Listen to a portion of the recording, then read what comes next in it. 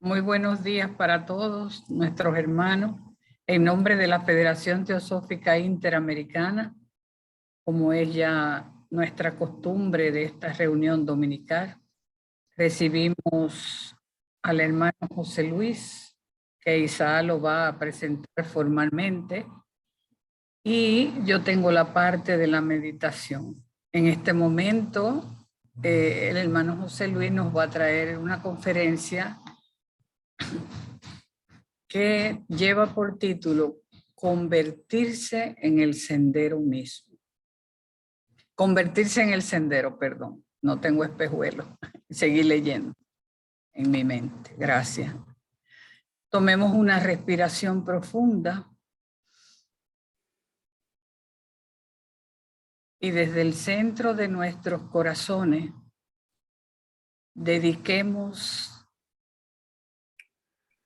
este momento y este servicio a toda la humanidad, en un acto de fraternidad.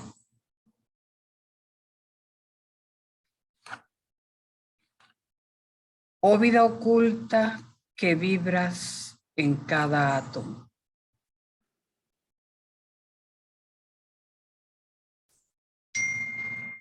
Oh luz oculta que en toda criatura brillas.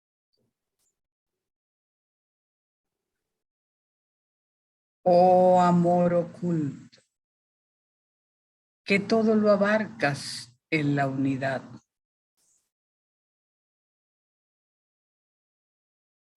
Que cada ser que se sienta uno contigo sepa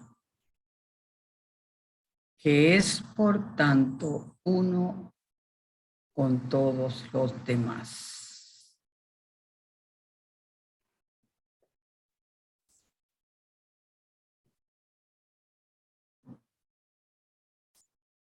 Así sea. Adelante, Isaac.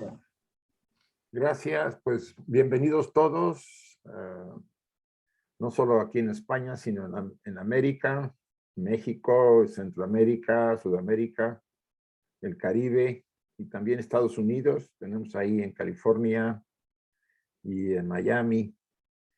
Tenemos esta tarde dominguera, como decimos, al hermano José Luis Mendoza, miembro de la rama Ceres de Cáceres, España.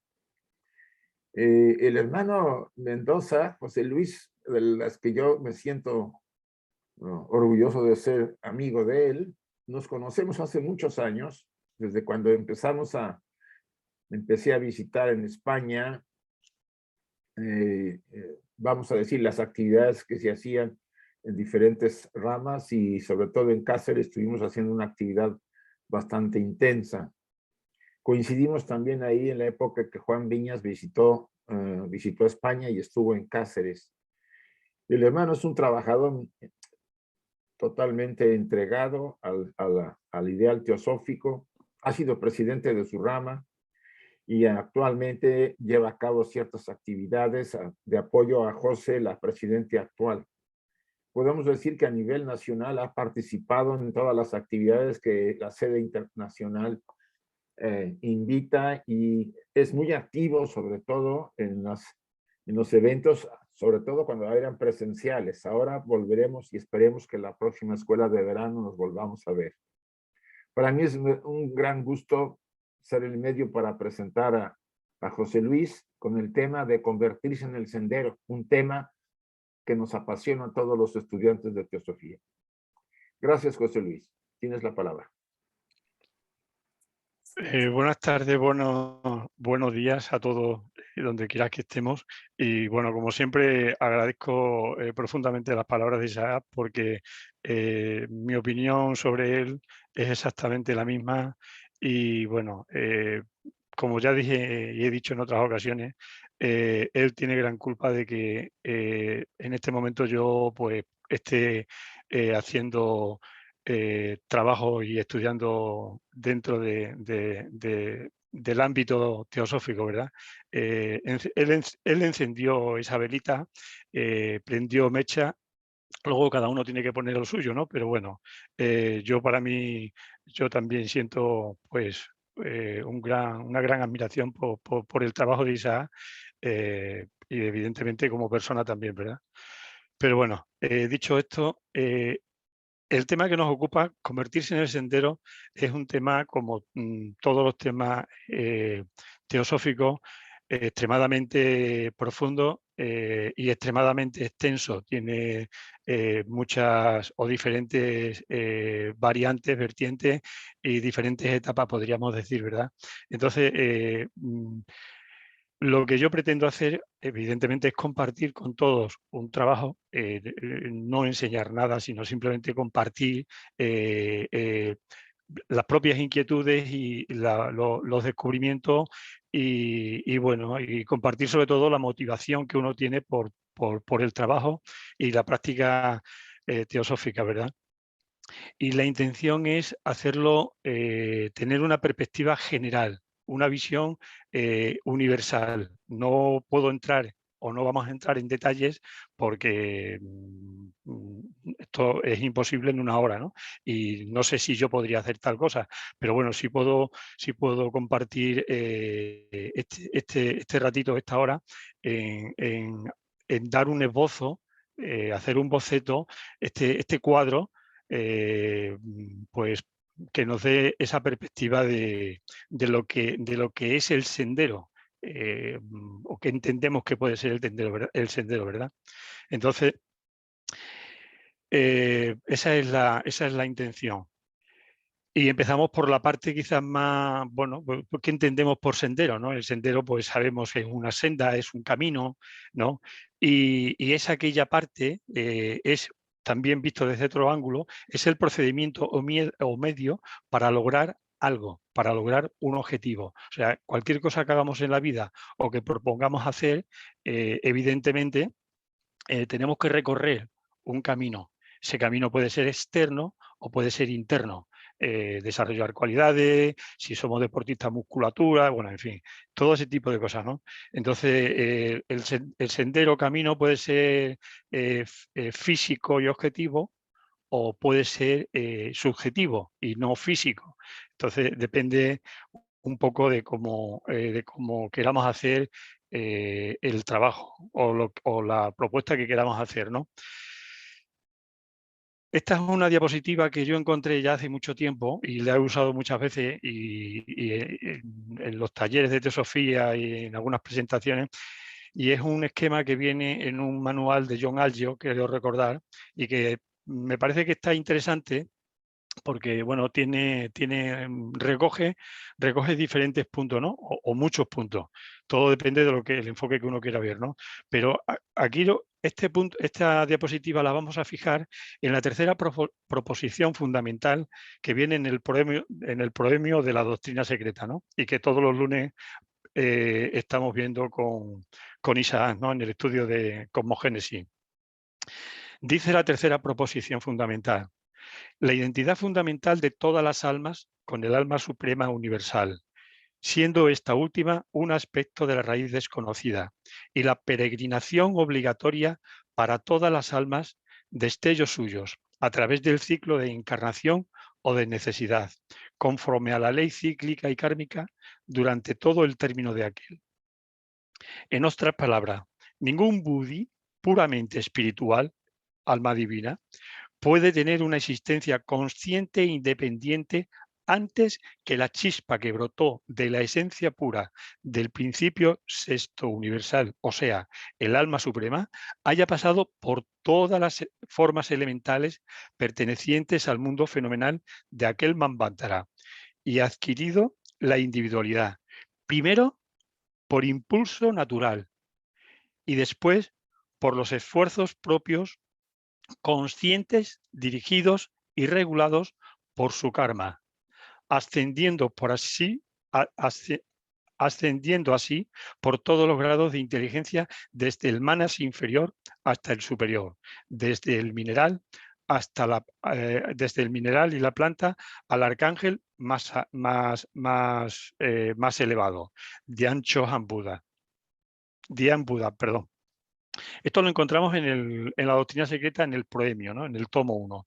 Entonces vemos que esta tercera proposición recoge prácticamente en esta panorámica lo que es el esquema, lo que es esta diapositiva que estamos observando, ¿no? Entonces, no lo voy a repetir porque lo acabo de leer, pero estamos viendo cómo todo el proceso de Atma Buddhimanas, la mónada, se va revistiendo de los diferentes, elementos,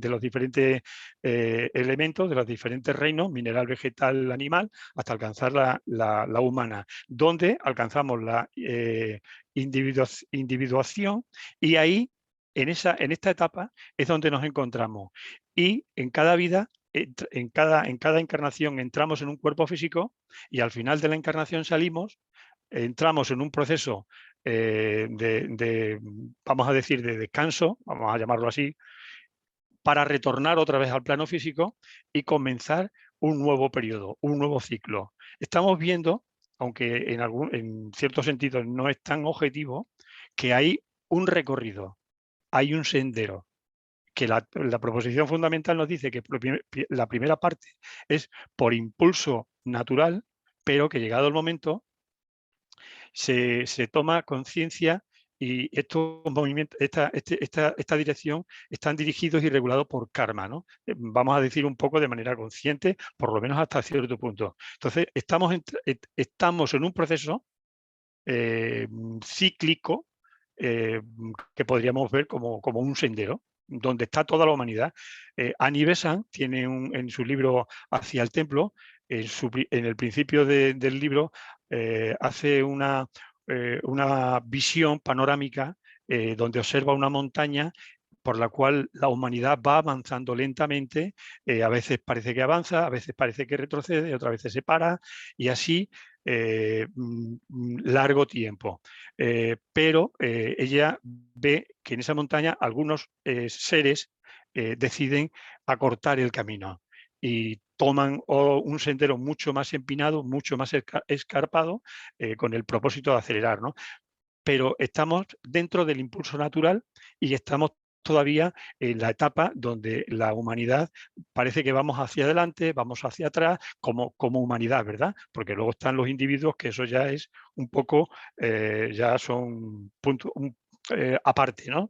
Puede haber diferentes diferentes personas en las que, bueno, pues el proceso sea diferente.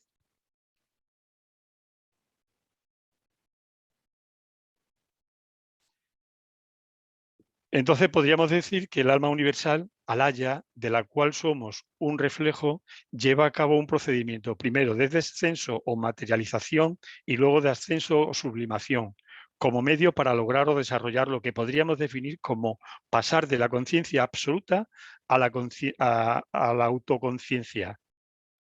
Y la pregunta que podría ser, ¿qué diferencia hay entre la conciencia absoluta y la autoconciencia?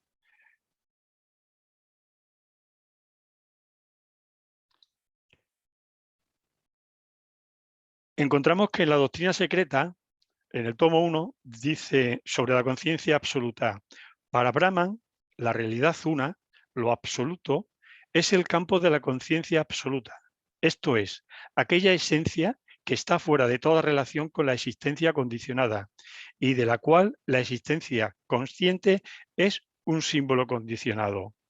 Pero en cuanto salimos en nuestro pensamiento de esta, para nosotros, absoluta negación, surge el dualismo en contraste de espíritu o conciencia y materia, sujeto y objeto.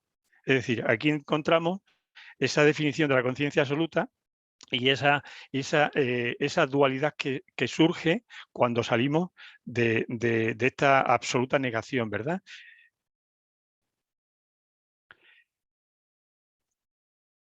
Y referente a otro siguiente párrafo de la doctrina secreta, dice: a medida que nos vamos elevando en el proceso ya, en un proceso posterior, dice, a medida que nos vamos elevando en la escala del desenvolvimiento, nos damos cuenta de que en las etapas a través de las cuales hemos pasado, hemos confundido las sombras por las realidades. Aquí podemos recordar la cueva de Platón, ¿no? La caverna de Platón.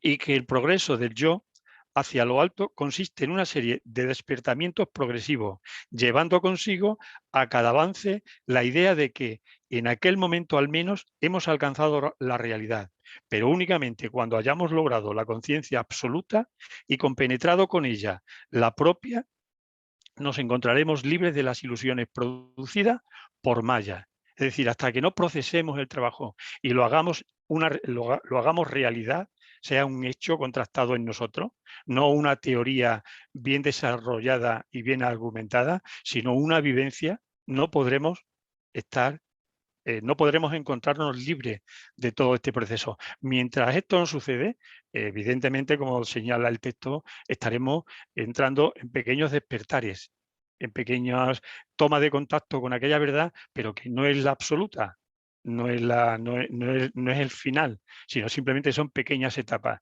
Y esto es interesante, porque esto nos posiciona, vamos a decir, bien trabajado, nos posiciona por lo menos para que no nos convirtamos en personas dogmáticas, en las que ya consideremos que hemos tocado la realidad y que ya no tenemos nada que hacer.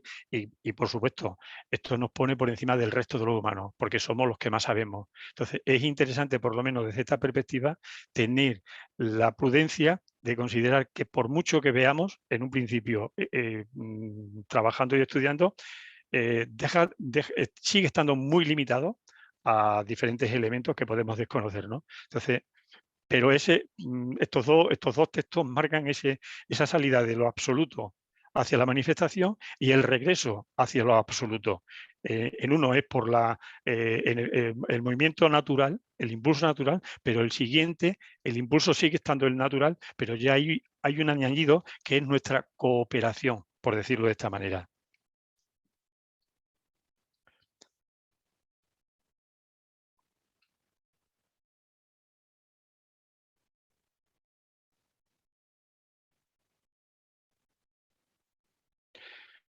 Referente a esto encontramos en La voz del silencio un verso que dice: ¿en dónde está tu individualidad, Lanú? Lanú, recordemos que es el discípulo.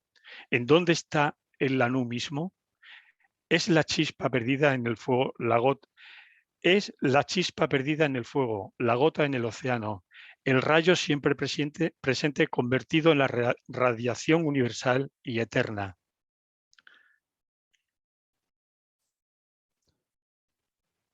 Hemos llegado hasta este punto de nuestra vida impulsado por las leyes universales durante un largo tiempo. Un muy largo tiempo, podríamos decir. El retorno será muy parecido en términos generales, pero a partir de un determinado momento, todos los hemos tenido en forma de crisis o enfermedad, todos hemos tenido un despertar, todos hemos tenido un momento en el que hemos visto cuáles podían ser las intenciones de nuestro proyecto de vida, vamos a decirlo así, ¿verdad? Tendremos que tomar decisiones en cuanto a si participamos activamente o no. Es decir, si el niño ha alcanzado la etapa madura y debe tomar la rienda de su vida, el alma, llegado el momento de su madurez, debería hacer exactamente lo mismo.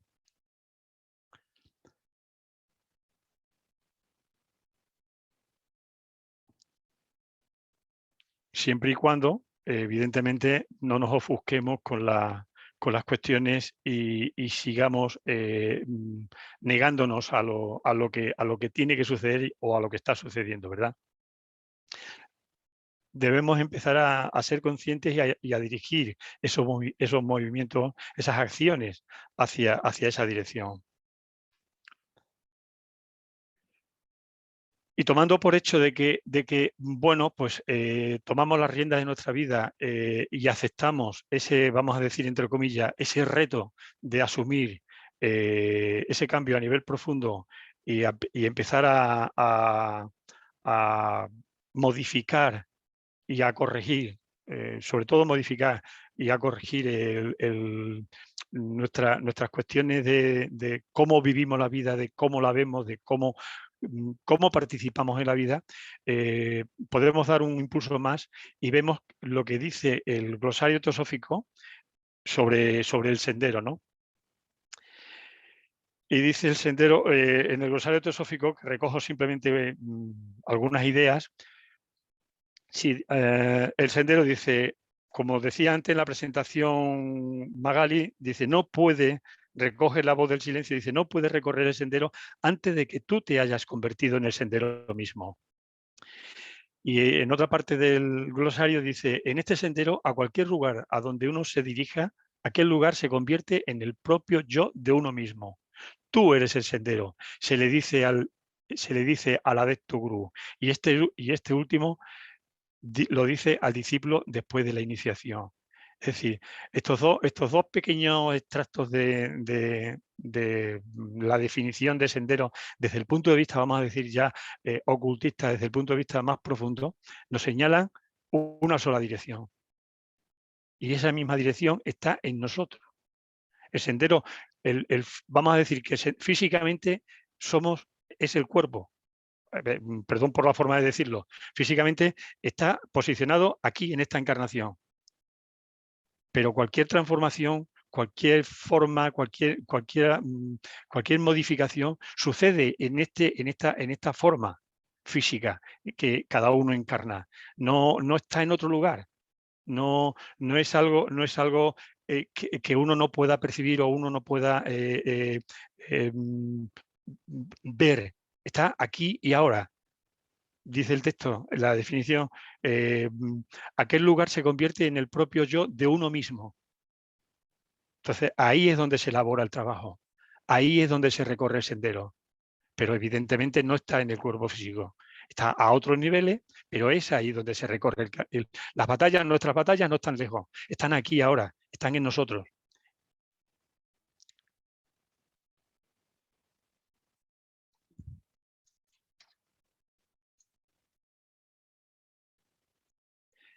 Volvemos a recuperar otro texto de La voz del silencio, donde Blavatsky nos dice, no separarás tu ser del ser y de los otros seres, sino que fundirás el océano en la gota y la gota en el océano.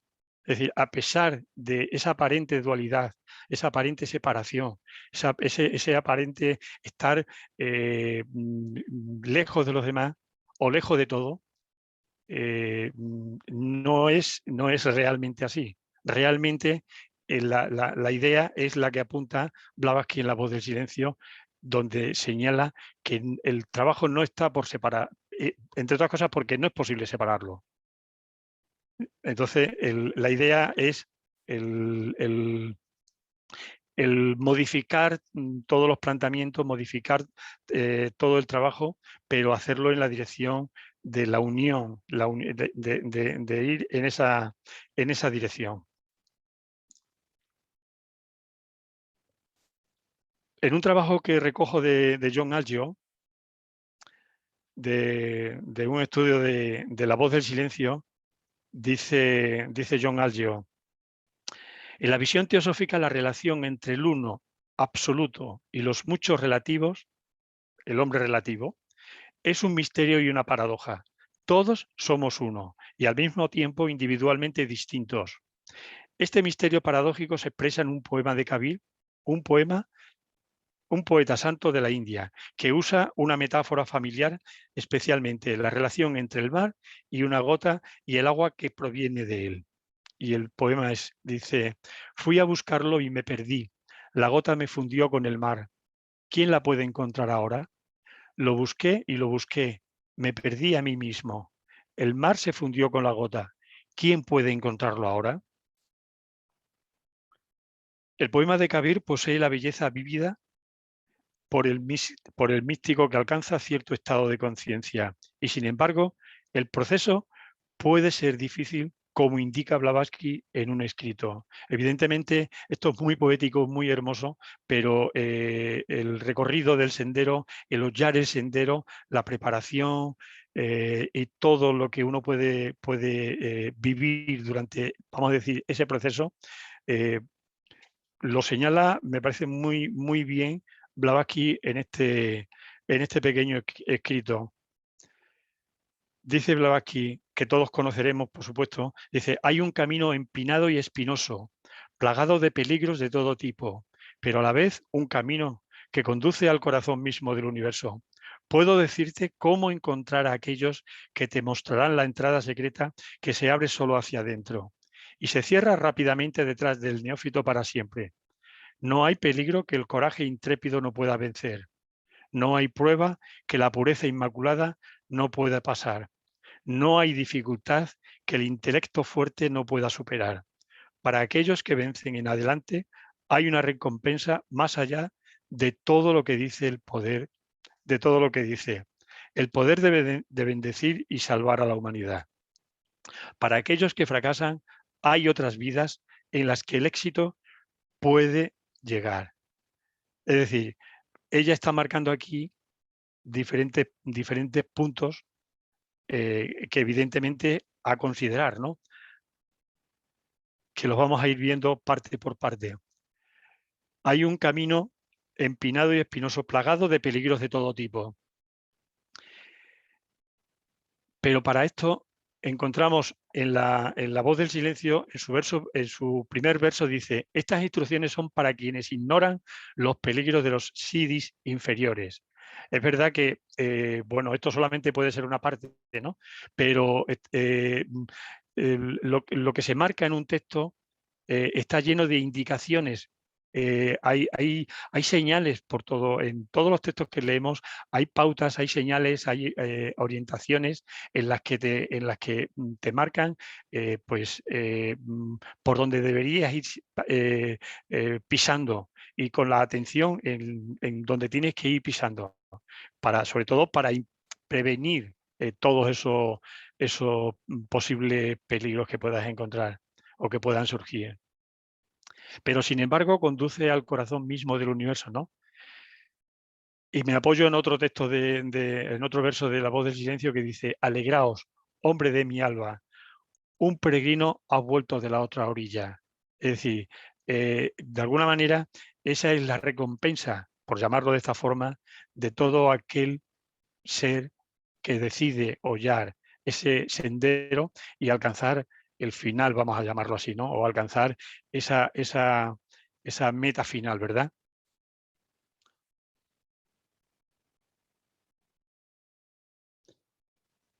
Puedo decirte cómo encontrar a aquellos que te mostrarán la entrada secreta que se abre solo hacia adentro y se cierra rápidamente detrás del neófito para siempre. Esta, bueno, podemos encontrarla en todas las indicaciones o instrucciones que se dan a lo largo de La voz del silencio o a lo largo de todos los textos que hay en los que se trabajan ciertas cualidades y hay un proceso de despertar de la conciencia, ¿no? Pero hay un punto que me parece importante que no lo he nombrado ahora mismo, pero que en el mismo texto Blavatsky, bueno, aquí dice que conduce al corazón mismo del universo. Ella termina el escrito diciendo: el poder de bendecir y salvar a la humanidad. Esto nunca se nos debería olvidar. Es verdad que uno busca ese corazón del universo, es verdad que uno busca cruzar aquella orilla que algún día llegará, pero y trabajar en la dirección de los grandes seres. Pero uno no debe olvidar, no deberíamos olvidar nunca que el trabajo no es para nosotros, no es por nosotros. Lo marca muy bien Blavatsky aquí. Vuelvo a leer el texto, dice: para aquellos que vencen, en adelante hay una recompensa más allá de todo lo que dice. El poder de bendecir y salvar a la humanidad, es decir, de convertirse en un bodhisattva, porque no tendría sentido, pero no tendría el mismo sentido trabajar para uno mismo con el único beneficio de alcanzar esa liberación final. El único propósito del trabajo es lo que señala Blavatsky, el poder de bendecir y salvar a la humanidad, como han trabajado y han hecho los grandes seres que han ido y van por delante de todos nosotros, ¿verdad?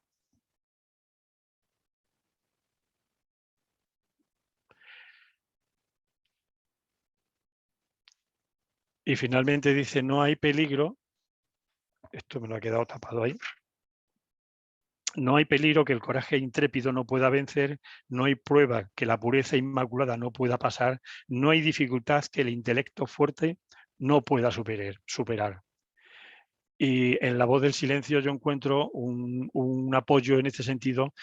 El verso 155 dice: si no puede ser el sol, entonces el humilde planeta. Si te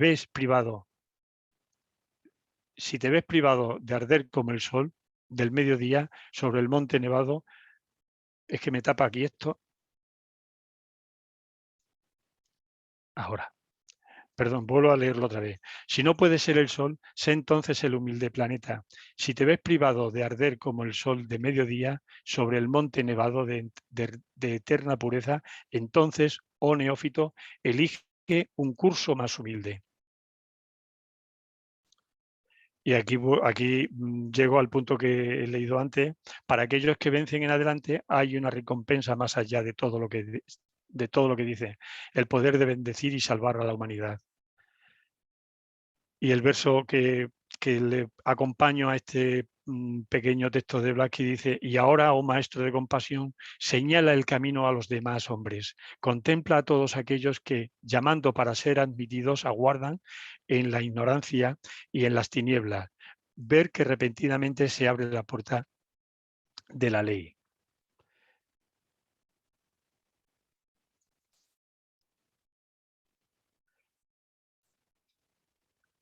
En la carta de los maestros, en la página 502, dice de la edición española, dice: se le dijo a usted que el sendero hacia las ciencias ocultas ha de ser hollado con laboriosidad y ha de ser cruzado arriesgando la vida, que cada nuevo paso que conduce a la meta final en este sendero está rodeado de precipicios y de crueles espinas, que el peregrino que se aventura en él debe primero enfrentarse y vencer a las 1001 figuras que vigilan sus inquebrantables puertas y sus entradas.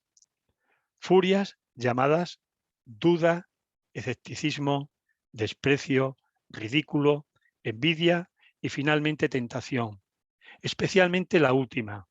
Y aquel que quiera ver más allá debe destruir primero este muro viviente, que debe estar en posesión de un corazón y de un alma revestidos de acero y de una determinación férrea que nunca se rinda y que sin embargo sea sufrida y tierna, humilde, y que haya ahuyentado de su corazón toda pasión humana que conduzca al mal.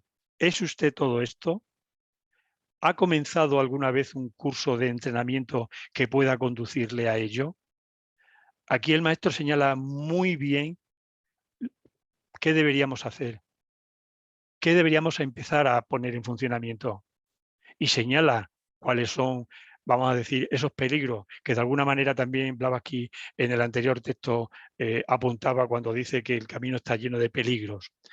Él las llama duda, escepticismo, desprecio, ridículo, envidia y finalmente tentación.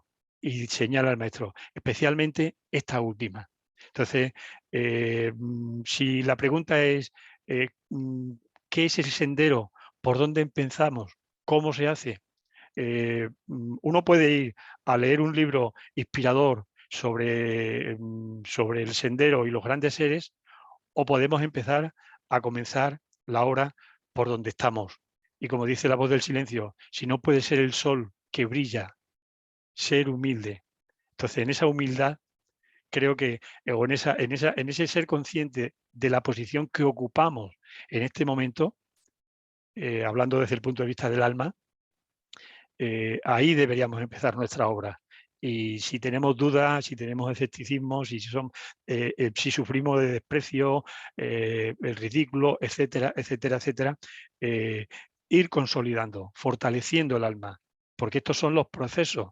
No, el poema de Kabir es inspirador y muy hermoso, pero para llegar a eso hay que pasar diferentes procesos y hay que verlo, hay que enfocar eso desde ese punto de vista, que el sendero no está lejos, está aquí ahora y está a nuestro, vamos a decir, a nuestro punto, ¿no? En nuestro punto.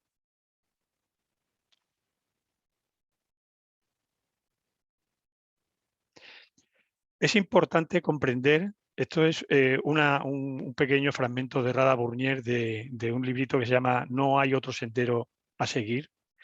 Dice ella, es importante comprender no meramente como un concepto, sino como un hecho, que el sendero es uno mismo. La voz del silencio recoge esta idea, como sabemos.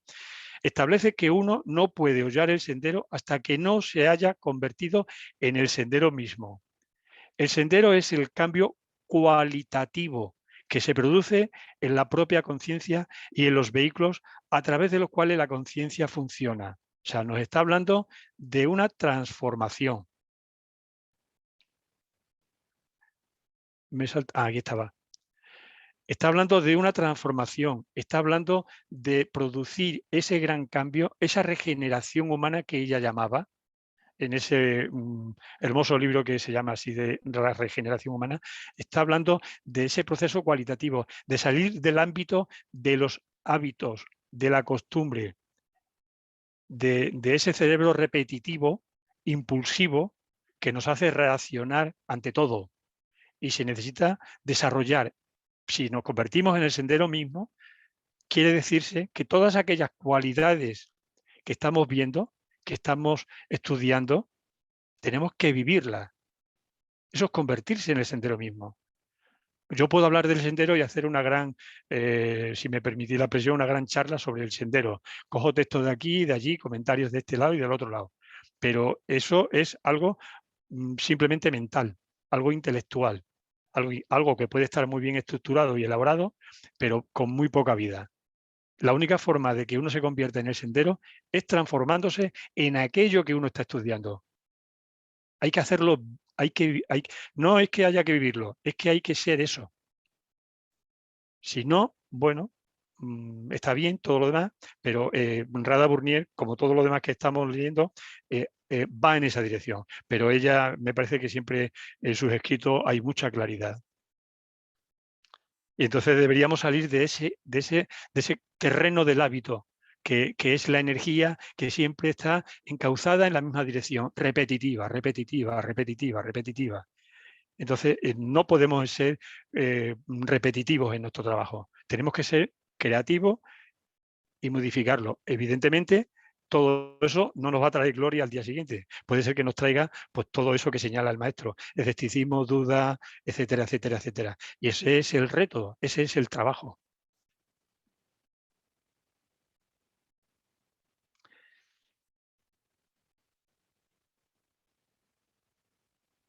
Annie Besant llamó la atención sobre la antigua enseñanza de que todo conocimiento que puede ser enseñado es el conocimiento menor o aparavidya, que se aprende a través de la meditación de la mente y el intelecto. Es decir, la mente, cuando hablamos de la mente, hablamos de la mente inferior, ¿vale? Que el profesor tiene un papel importante en este nivel. El conocimiento superior o paravidya es la luz que ilumina el campo inferior, el conocimiento. No puede ser enseñado y solo adquirido cuando el conocimiento se casa con el abandono del yo separado, implícito en la virtud de la devoción. Entonces la luz radia desde dentro.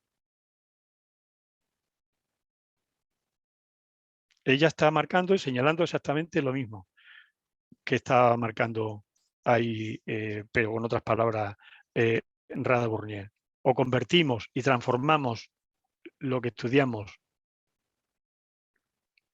a través del conocimiento superior, tal y como señala aquí Annie Besant, o bueno, o estaremos simplemente narrando hechos y contando historias, pero poco más. La idea es que volvamos la mirada hacia esa luz que radia desde el interior como el girasol a los rayos del sol, y de esta manera disipar el espejismo en el que estamos envueltos, pero teniendo en cuenta lo que en las cartas de los maestros dice: solamente a través de una mente imperturbable las influencias superiores pueden ser canalizadas. O sea, hay que modificar. La voz del silencio al principio señala dharana y también pratyahara, que es la abstracción vamos a decir, del ruido externo, de los sentidos. Es necesario aquietar la mente, es necesario tranquilizar la mente. Es decir, hay un proceso, no es algo que uno dé un gran salto, sino hay un proceso. No se puede salir de un lugar dando un gran salto, a menos que el alma ya venga preparada para ello. Pero la mayoría, el proceso es, vamos a decir, lento, como señalaba Annie-Besant en ese librito de Hacia el Templo, ¿verdad? Hasta que llega el momento en que alguien puede decidir que es necesario acortar el camino, pero con la dirección que señalaba aquí, con la idea de bendecir a la humanidad.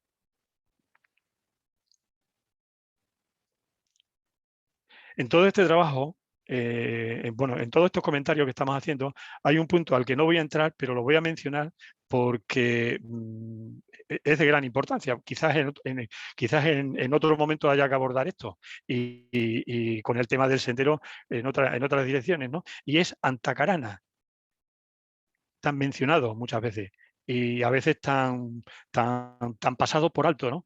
El propio Antacarana es un sendero. En el tomo 6 de la doctrina secreta, esos apuntes que recogió, esos escritos que recogió Annie-Besant y se formó ahí el tomo sexto, ahí vienen recogidos diferentes puntos sobre Antacarana como sendero. Es esa parte, dice la voz del silencio. Antacarana es Manas inferior, el sendero de comunicación o comunión entre la personalidad y mana superior o alma humana. A la muerte que es destruido como camino o medio de comunicación y sus restos sobreviven en forma de camarrupa, la cáscara. Pero bueno, esto ya nos conduce hasta otro lugar. Pero lo interesante es cómo señala la propia voz del silencio en diferentes partes, cómo es el sendero de comunicación entre la personalidad y mana superior.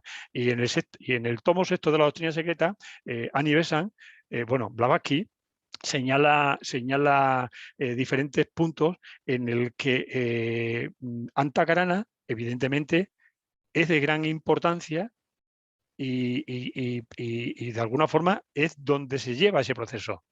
Es donde se está llevando a cabo un poco todo ese proceso porque es la vía de comunicación entre lo inferior y lo superior, ¿verdad?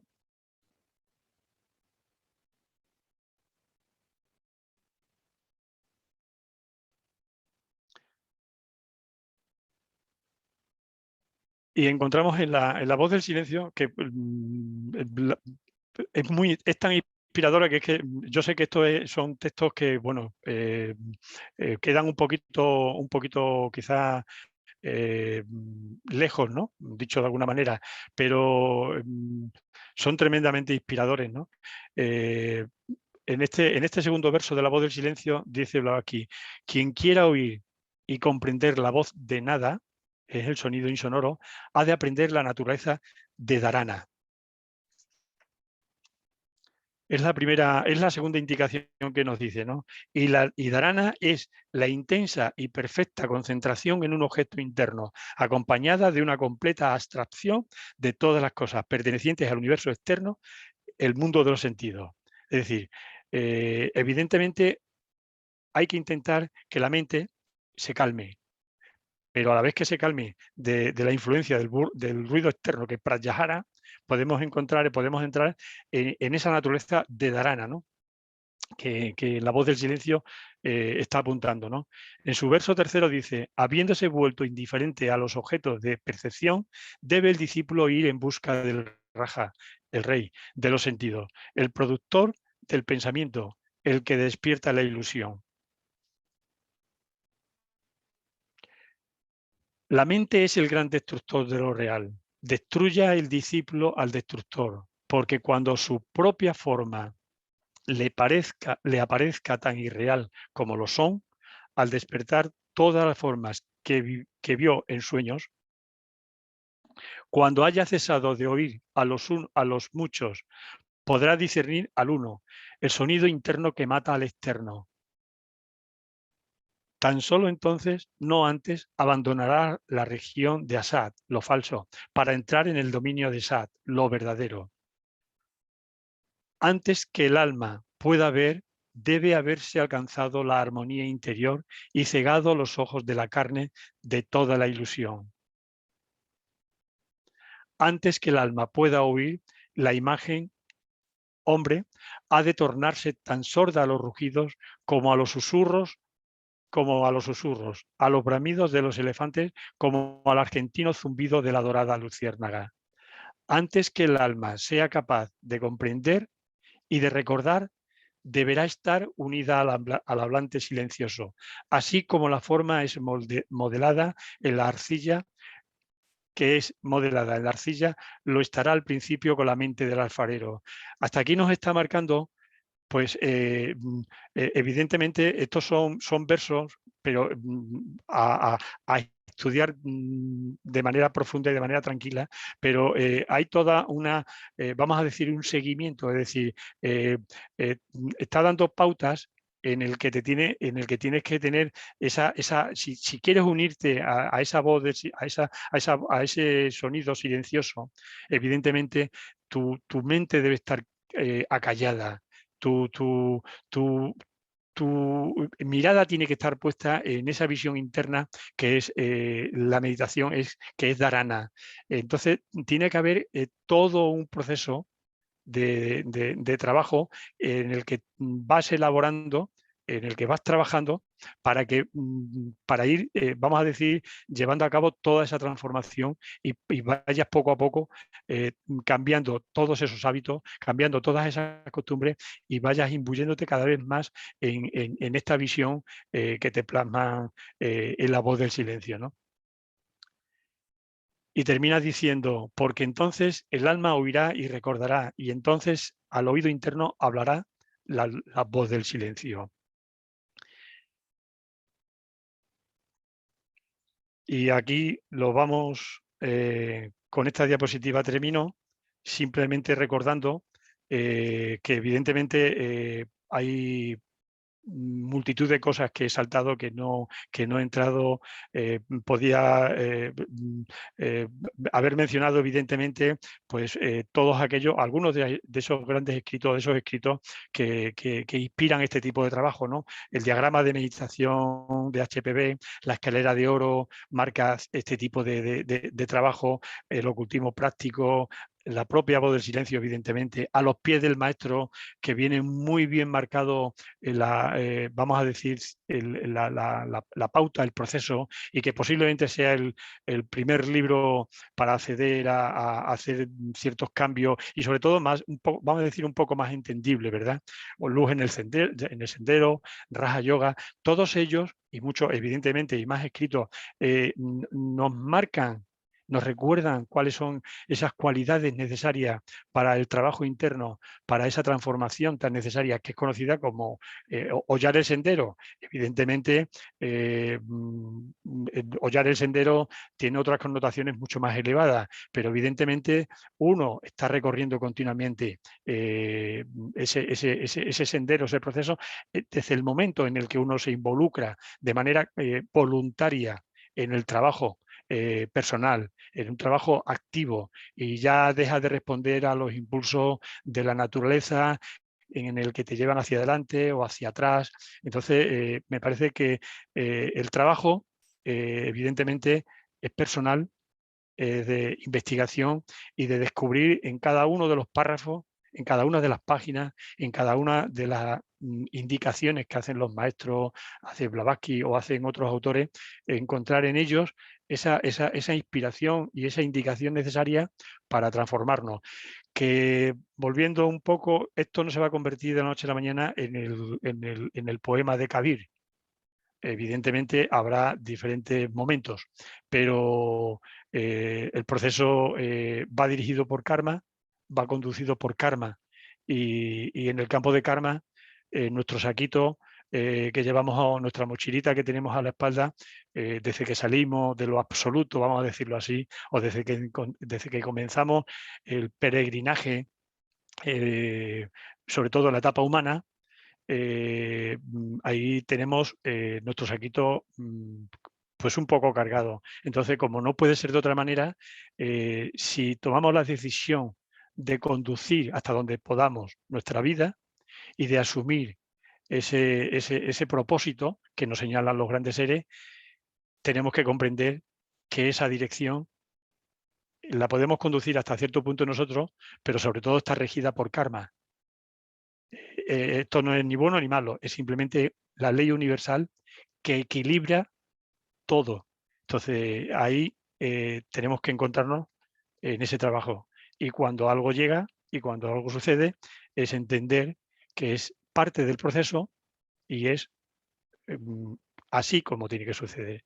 Entonces, simplemente compartir esto y nada más. Gracias.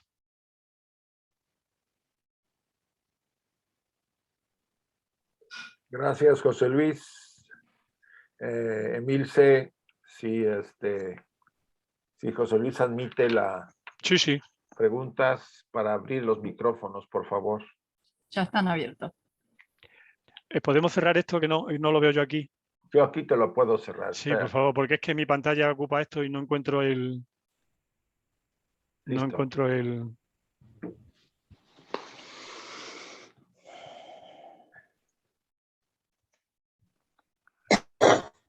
A ver, está Salomón, por favor. Buenos días, bueno, buenas tardes, perdón. Buenas noches para ustedes. Bueno, José Luis, pues antes que nada, como siempre, muy claro, muy sencillo y fácil de entender tus conferencias. Y bueno, anoté algo que me llamó la atención.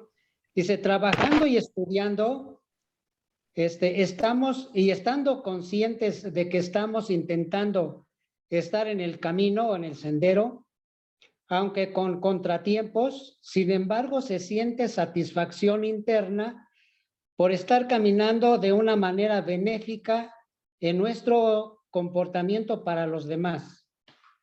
Y yo creo que eso es muy gratificante, que aunque nos topamos con esos CDs que nos acosarán, que nos siempre estarán impidiendo que continuemos, sin embargo, siempre hay interiormente algo que nos consuela, que nos reconforta. Eso quería decir, José Luis. Muchas gracias por todo. Gracias Saludos a ti, Salomón. Gracias. Muy bien. ¿Alguna pregunta más? Qué bueno. Qué bueno. Está, dice... Yo agradecerte, a mí también me gustó muchísimo. Justo estamos leyendo el libro de Luz en el Sendero y los comentarios de Rado Burnier en un grupo, y esto me pareció maravilloso, un complemento. Según Rada, los libros están en todos lados y cualquiera puede llegar a comprarlos, pero no todas las personas los pueden llegar a entender.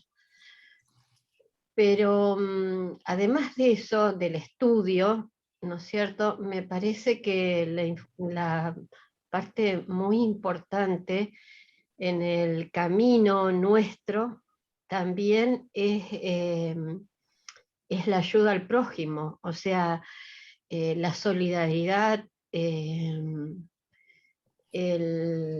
servicio, eso no me salía la palabra, el servicio, me parece que es muy importante en nuestro camino, y me gustaría saber qué opinas vos. Por supuesto, el estudiar, la meditación, pero sin el servicio es como que nos falta casi un 90%.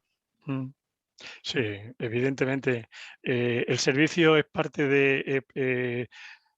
leía recientemente un artículo de Tim Boy por lo de la Escuela de Sabiduría, y él lo señala en ese artículo, en los tres aspectos de la teosofía entre los que se encuentra, o sea, el estudio, la meditación y el servicio. No puede ser de otra manera, no debe ser de otra manera. El servicio debería, evidentemente, uno debe encontrar cuáles son las cualidades que uno tiene para hacer lo que quiera que haga, ¿no? De servicio. Es decir, no todos podemos hacer lo mismo porque no todos estamos preparados para hacer lo mismo, pero el servicio es tan amplio como la vida misma. Entonces el servicio es lo que te une al otro.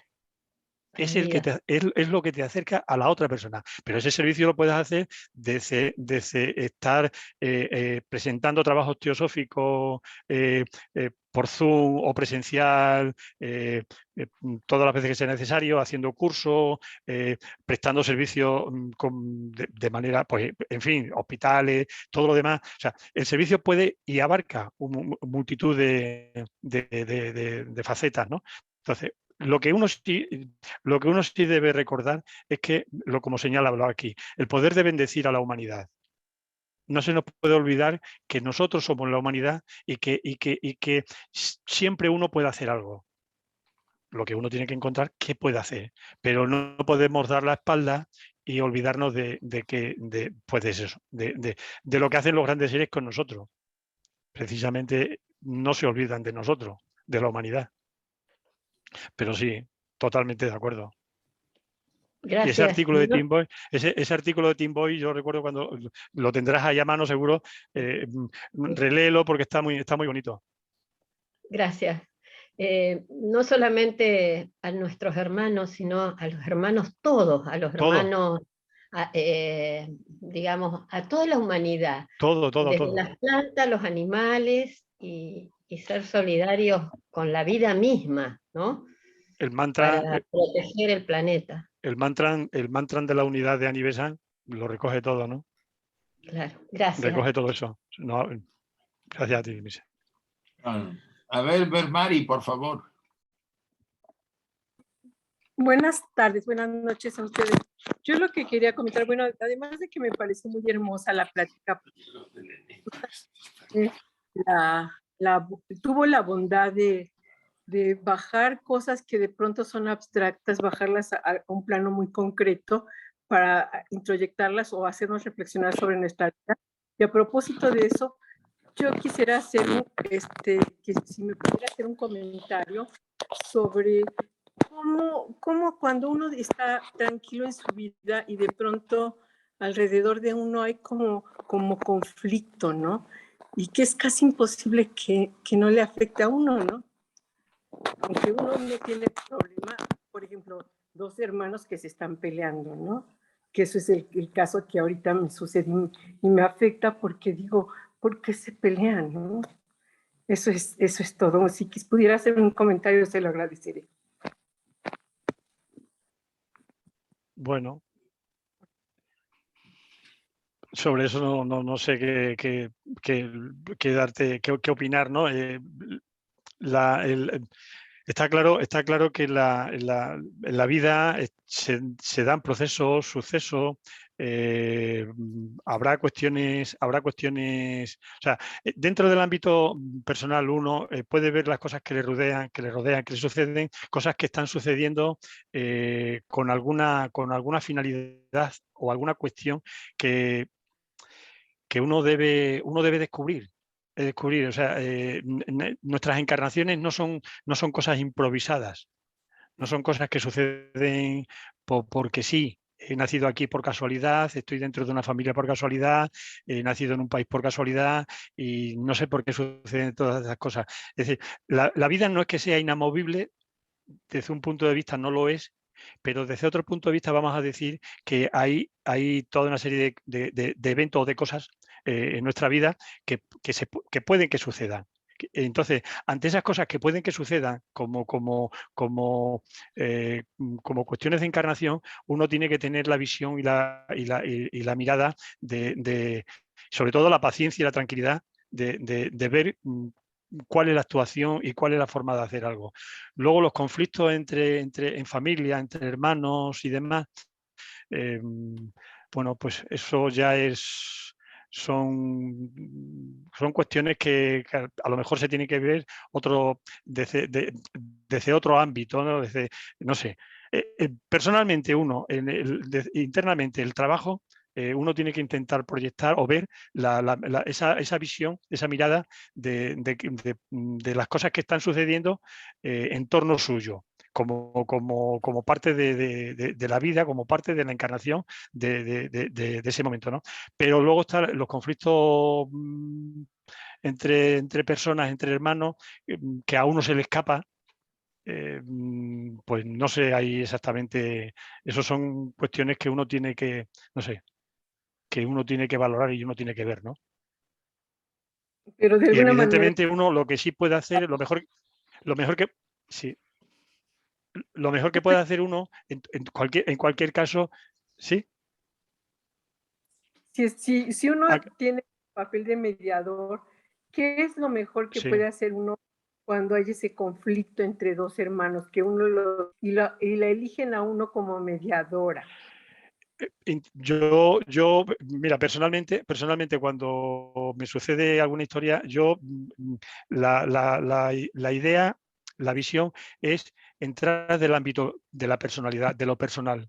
Intentar ver, intentar entrar en un campo más,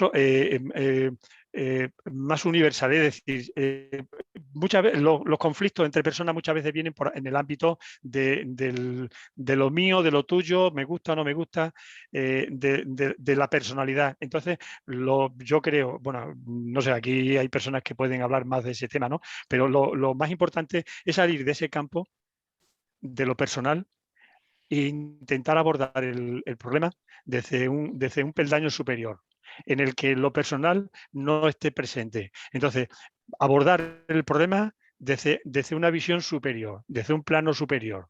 Es decir, si hay un problema de conflicto de algo personal, pues intentar destensionar la cuestión, aflojar un poco el conflicto y intentar plasmar esa visión que pueda unir a la visión de los dos que la separan. Ver un poco ese campo que une las dos perspectivas y que no las separan, ¿no? Pero esto son cosas que yo no sé. Sí, muchas gracias, José Luis. Gracias a ti. Muy bien. Si no, hay alguien más, Emilce, por favor. Josefa. Josefa primero. No la había visto, perdón. Había levantado la mano. Que José Luis, muchas gracias por la charla. Me pareció muy interesante muchas de las cosas. ¿Me oís? Sí. Sí. Que me pareció muy importante muchas de las cosas que dijiste. Me quedo con la cita de la Carta de los Mahatmas, cuando hablaba de que tenemos que enfrentarnos a esas furias. Aunque todo nos queda muy grande, y es cierto que necesitamos, es un proceso muy largo, y nosotros probablemente ni lo hemos iniciado siquiera. Sí es cierto que estos nos dan unas pistas tremendas, porque ahora mismo sí podemos hacer un trabajo en esa dirección. Cuando estamos sintiendo la duda, cuando estamos sintiendo todo lo que indican las cartas de los Mahatmas, ver cómo nos sentimos y cómo lo vivimos, ¿no? Al final se trata de que sí podemos hacer un gran trabajo, yo creo. Y hacer ese trabajo con nosotros mismos, porque al final el enemigo está en nuestra parte inferior, en ese ego que tiene que ir desapareciendo, ¿no? Sí. Y me pareció muy importante. Luego después hay una cosa que siempre me ha llamado mucho la atención y me gustaría saber qué puedes opinar tú al respecto. Además de los 3 objetivos de la sociedad teosófica, hay uno que se dice que hay otro cuarto objetivo más, que lo ha mencionado Radha Burnier, que es la regeneración de la mente. Y sí me gustaría, porque yo sé que tú vas mucho en esa dirección, y me gustaría saber lo que piensas al respecto. Y sobre esta hermana que ha hablado antes, sobre cuando pedía un consejo, en mi humilde opinión, es tratar de buscar la imparcialidad y tener sentimientos neutrales, porque siempre estamos en el juego de los opuestos. En ese juego nunca vamos a funcionar bien. Entonces, creo que ser lo más imparcial posible y tratar de buscar esos sentimientos neutrales que necesitamos para esos momentos tan difíciles, ¿no? Y poco a poco no dar partido, no buscar el partido por nadie ni por nada, ¿no? Aunque realmente sintamos que uno tenga más razón que el otro. Que gracias, José Luis. ¿Si puedes decir algo al respecto de ese cuarto objetivo? Sí, gracias, José. Bueno, yo que lo comparto. Yo lo comparto. Para mí el libro de Regeneración Humana de Rada Burnier es una joya a todos los niveles. Es decir, para trabajar en las ramas, qué puede ser, qué no puede ser teosofía, cómo afrontar el trabajo, la regeneración, que evidentemente es lo necesario, cómo señala, yo hablo de memoria, ¿no? Porque hace tiempo que no lo he vuelto a leer, pero cómo diferencia, cuando yo lo leía entonces hace tiempo, pues me parecía, y me sigue pareciendo igual de importante, por supuesto, o quizás más, ¿no? La diferencia que hace entre el conocimiento y la sabiduría, cómo señala ella que la sabiduría no puede ser encontrada en los libros, porque de ser así, el problema de la humanidad estaría resuelto, o algo así, ¿no? Pero fíjate que en ese tema que tú preguntas, vuelvo a releer este pequeño extracto que yo compartía, ¿no? Cuando dice, es importante comprender no meramente como un concepto, sino como un hecho, que el sendero es uno mismo. Establece que uno no puede hollar el sendero hasta que no se haya convertido en el sendero mismo. Y sigue diciendo, el sendero es el cambio cualitativo que se produce en la propia conciencia y en los vehículos a través de los cuales la conciencia funciona. Es decir, nos está planteando precisamente eso que estás diciendo. O sea, el trabajo está aquí ahora mismo, porque son los cambios cualitativos que uno tiene que hacer, son las transformaciones cualitativas, ¿no? Y por supuesto, influye en todos los vehículos de conciencia que utilizamos, que el ser humano, ¿me entiende? Es decir, el cuerpo físico, etcétera, etcétera, etcétera, ¿no? Entonces, claro que está aquí. Claro que estamos en ello. Otra cosa son, cuando hablamos del sendero del discipulado y de los grandes, eso ya son otras palabras, ¿no? Pero estamos hollando ese sentido porque estamos intentando transformar el sendero, o sea, moldear el sendero con cambios cualitativos e intentando salir, como señalaba antes, ¿no? En la charla, intentando salir de los hábitos, de las costumbres, de ese rol, de esos roles estereotipos que tenemos de diario, de esas costumbres, de esas creencias que nos tienen aprisionados, de ese concepto de la religión, de ese concepto, de todo ese tipo de cosas. ¿Me entiendes? Estamos un poco intentando salir de esa caverna de Platón. Entonces, el hecho, el gesto solo de intentar salir, aunque esto cueste, pues yo entiendo que ya es parte de ese proceso. El proceso no empieza allí lejos y a partir del 364 días, sino empieza en el momento en que uno decide tomar las riendas de alguna manera, ¿no? Es mi opinión. Gracias, José Luis. Emilce. Sí, José Luis, muchísimas gracias por tu charla. Me pareció muy claro en los conceptos y sobre todo prácticos, digamos. O sea, que nos tiende a lo práctico. Lo que me motivó un poco la pregunta que hizo una de las hermanas respecto a los conflictos, a cuando hay conflictos entre personas. Y acuerdo contigo que esos conflictos suceden cuando está en juego la parte personal. Y es difícil ayudar a otros si uno primero no ve cómo se manifiestan ese tipo de conflictos dentro de uno. Y si uno no tiene la valentía de asumir, aunque sea para uno mismo, que esas pueden ser pulsiones personales, o sea, deseos, cuestiones personales, que todas las tenemos. Si bien está fluyendo en nosotros esta parte espiritual, esta búsqueda, hacer este otro camino, pero también está muy fuerte lo personal. En muchas oportunidades uno lo ve dentro de uno.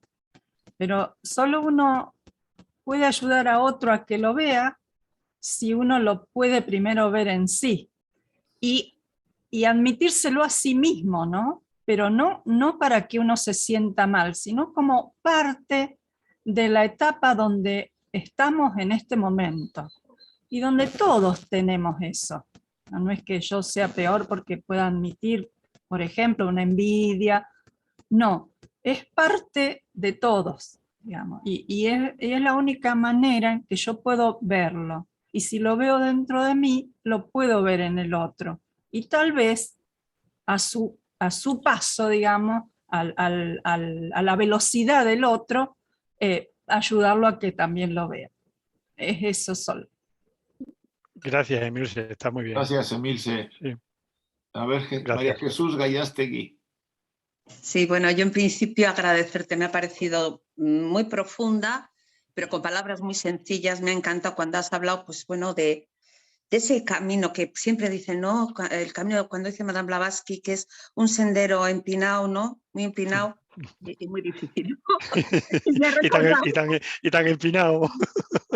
Por eso, y normalmente que siempre lo vemos hacia afuera, ¿no? Las dificultades que tenemos fuera, ¿no? Pero me ha recordado el compromiso solemne de un teósofo en el punto 4, ¿no? Que dice que me comprometo a mantener una lucha constante contra mi naturaleza inferior y a ser benévolo con las debilidades de los demás. Que normalmente lo más empinado del sendero es eso, ¿no? Esa lucha constante contra uno mismo, ¿no? No sé cómo lo ves tú. Me parece una señal, gracias. Sí, gracias, María Jesús. Sí, la dificultad, me parecía importante la belleza del poema de Cabil, contrastarla con el escrito de Blavatsky, ¿verdad? No son opuestos, no contradicen una a la otra, simplemente creo que alguien ve el final. Y ese final, como decía Krishnamurti cuando en su diario describía la belleza del amanecer, la naturaleza del campo, los árboles, cuando él hablaba, alguien como él le hablaba a un auditorio con unas palabras tan sencillas que parecían, perdón por la expresión, parece como cuando un niño ve por primera vez el campo y dice, wow, qué bonito, qué precioso. O sea, suena un poco extraño, ¿no? Pero claro, es la visión de una conciencia profunda, limpia, universal, pero claro, eso es parte de un momento, pero evidentemente eso, vamos a decir que eso es como la etapa final, el estar ahí. Pero para llegar ahí, evidentemente, si, como dice la tercera proposición, está dirigido por karma, evidentemente el caminito tiene que ser empinado, tiene que ser espinoso, plagadas de pruebas, etcétera, etcétera, ¿no? Pero bueno, sí. Y puede ser que en algún momento no sea todavía sendero, sino sea un caminito para nosotros. Pero bueno. A ver, Enrique. Gracias, José Luis, por lo que comentaste. Ya que se ha hablado tanto del dichoso conflicto, también quiero meter un poco mi cuchara en ese tema. Sí. En el libro de Regeneración, y yo creo que a eso te referías, hay una parte muy importante, bueno, según yo, obviamente hay muchas partes importantes, pero habla un poco hasta de los regímenes políticos y etcétera, habla de la conflictividad humana y cita a uno de los Mahatmas. Y bueno, lo estaba yo buscando y algo encontré, dice, en una de las cartas de los Mahatmas, dice Radha Burnier, hay una advertencia, el origen de todo mal grande o pequeño, que yo creo que a eso te referías en la charla, está en la acción humana y en el hombre cuya inteligencia le hace único agente libre de la naturaleza. Bueno, ya más o menos se ha comentado acá. Los desafíos externos son de nuestra creación porque nos dividimos en naciones, grupos, categorías diferentes y hay muchas claves acá sobre la división o sobre la unión, la división enemistante y la unión amorosa, con los fallos que podamos cometer todos, porque obviamente, pues, a pesar de que te conviertas en el camino, pues cometes fallos. Y en esos fallos lo importante es la recuperación, ya también lo comenta HPB, dice, y el Mahatma continúa, no debe culparse a la naturaleza ni a ninguna deidad imaginaria, sino a la naturaleza humana envilecida por el egoísmo. Pensad bien en estas pocas palabras, esa fue su advertencia. Y luego pasa a una cosa que a mí me gustó mucho, que habla dice, la ST no debería estar profundamente interesada en una solución permanente para que la conflictividad, por lo menos en la parte externa, no sea tan dura. Dice, una solución que transforme a la sociedad humana, no simplemente a una parte de ella, no solamente a un área determinada, y que pueda durar mucho tiempo. Hasta ahora, a pesar de los diferentes cambios políticos y revoluciones, desde el capitalismo, socialismo, cambios en la estructura económica, nuevas ideologías y teorías, a pesar de todos estos intentos para remodelar la sociedad o mejorarla, la condición del mundo tarde o temprano resulta ser otra vez la misma. Por eso entonces, de alguna manera tenemos que trabajar los teósofos con modelos de liderazgo que puedan hacer valer las cosas que Rada Burnier está hablando en esta obra. Por eso me gustó mucho que la hayas como perfilado. Y yo creo que podría prestarse a una mucho mayor profundización. Los puros regímenes no bastan. Lo que importa es que los seres humanos que tengan conciencia de estar por lo menos en un sendero de crecimiento se decidan a tomar la decisión de hacer procesos de dirección en donde en sus pequeños o en sus grandes núcleos puedan vivir con autoridad la posibilidad entonces de funcionar como personas que unen hasta donde sea razonablemente posible, o por lo menos dando la oportunidad de que la unidad pueda prevalecer. Y si esto fracasa por diferentes razones, entonces se podrán tomar otro tipo de medidas, pero aquí está hablando de algo muy profundo en esta parte de este libro, Rada Burnier, y de una manera mucho más moderna de lo que tocaban los teósofos en la primera parte de su adscripción. Bueno, es una lectura obligada, me encantó que la tocaras, también me encantó que haya generado un pequeño debate ahora en la gente que está expresando cosas, y me gustaría entonces por eso regresar otra vez al tema de Burnier, no ir tanto al psicoanálisis, también lo respeto mucho y de hecho yo soy psicoanalista, pero ir más a esta reflexión, que es una reflexión mucho más humana, que tiene que ver con tenemos algo adentro todos, que si lo descuidamos nos va a llevar a conflictos y a divisiones. Y entonces el psicoanálisis toca una parte, pero Rada Burnier está tocando el meollo fundamental. Entonces necesitamos ocuparnos de ayudar a la sociedad a que conozca las verdades teosóficas, a que aprenda de alguna manera a regularse, y que aprenda a regenerarse, es decir, a reconvertirse, levantarse cuando falle, para que tarde o temprano entonces podamos influir a la cantidad de gente que nosotros queramos, sobre todo principalmente los jóvenes, que están apenas como entrando en este proceso de entenderse a sí mismos a través de una variable de mucho mayor profundidad de las variables que normalmente ofrece la psicología común y corriente. Bueno, perdón por la descripción, pero abrazo grande y muchas gracias por la conferencia. Estuvo muy bonita, muy linda. Gracias a ti, Enrique. Gracias por haberme aguantado. Pues Dios, hombre. No, pero una broma. Mira, para mí hay obras, hay libros que te marcan, ¿verdad? Claro.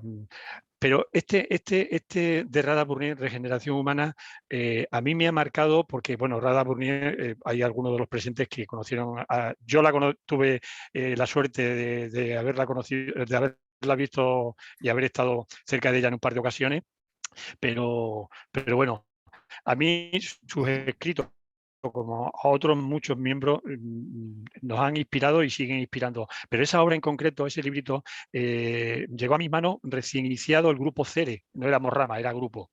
Estábamos recién llegaditos, como dice prácticamente a la sociedad teosófica, y desconocíamos muchas cosas, muchas y muy importantes. Ese libro personalmente yo lo he trabajado en diferentes ocasiones y luego en grupo lo hemos trabajado y en la rama lo hemos trabajado en diferentes ocasiones. Pero